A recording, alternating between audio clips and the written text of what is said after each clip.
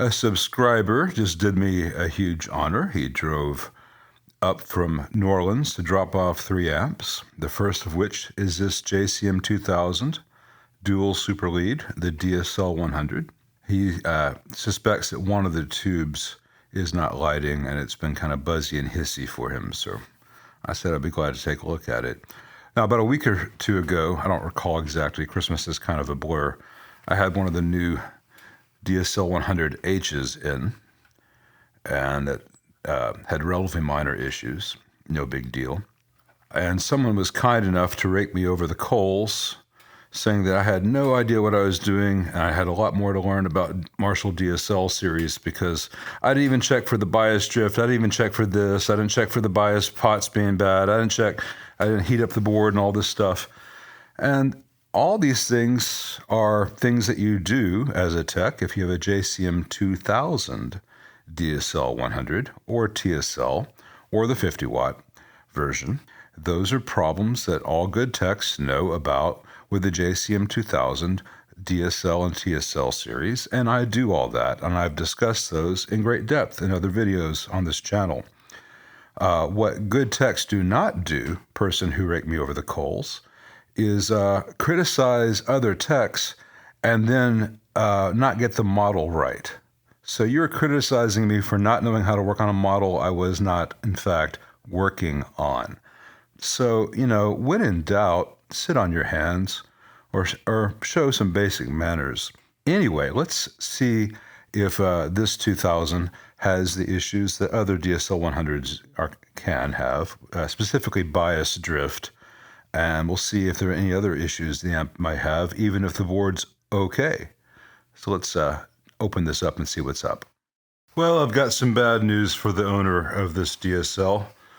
This board is an old light green one. It's ISS 4.5, and these are really prone to developing conductivity within the board, which can cause the infamous bias creep on this model. And symptoms include lots of things burning, output tubes dying suddenly for unknown reasons, and just even before that happens, they have a lot of noise and buzz and hiss, the way you've seen on my other Fender videos, where there'll be DC present in the old boards, and I drive that out with heat. Doesn't quite work with the rosin in this board. The only fix for this is to replace it with a new board, the ISS 20 revision, which gives you basically 90% a brand new amp, all new filter caps, all new everything. And I've shown all the pitfalls of doing that in a different video that I'll link below. And if you want to see how to test whether your board is affected by this, my buddy Brad's got a good video up on that I'll also link below. I don't care whether this one has conductivity yet or not. I know that it will, and I will either change this out or I will decline service. There's no in-between, because any in-between on this board revision is a waste of the client's money and my time. Let me show you one other issue with this era, the DSL and TSL. Right here, this is the ground, and it's going to the 16 ohm output jack, but then it doesn't continue on a trace. It relies on the normaling of the jacks for the 8 and 4 ohm jacks to have a ground reference.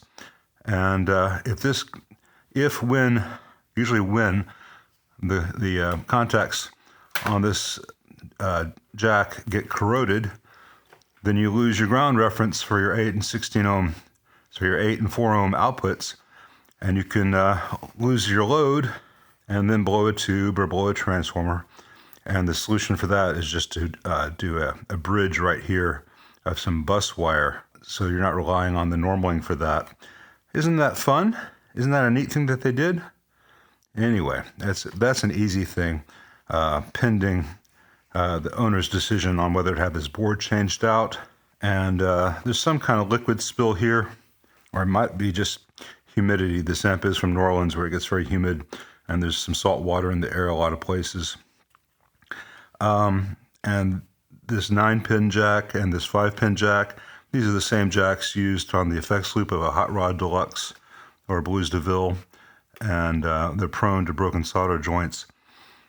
So all that'll get reflowed as well if the owner approves the big work.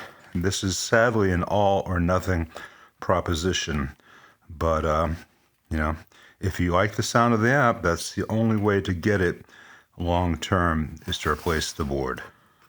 But before I just add one of these boards to my cart, and I think that replacement, not this board, the board's like $190 to get a new one. We test the output tubes and preamp tubes because the owner said he thought he saw some that weren't lighting up, and I need to know what all is going to be in that shopping cart so I can give the owner an accurate price. So much fun. All right, I have some mood lighting so we can see if the tubes glow. I've already verified that the fuses are the correct values and are good. And I have my current limiter on, so let's power it on.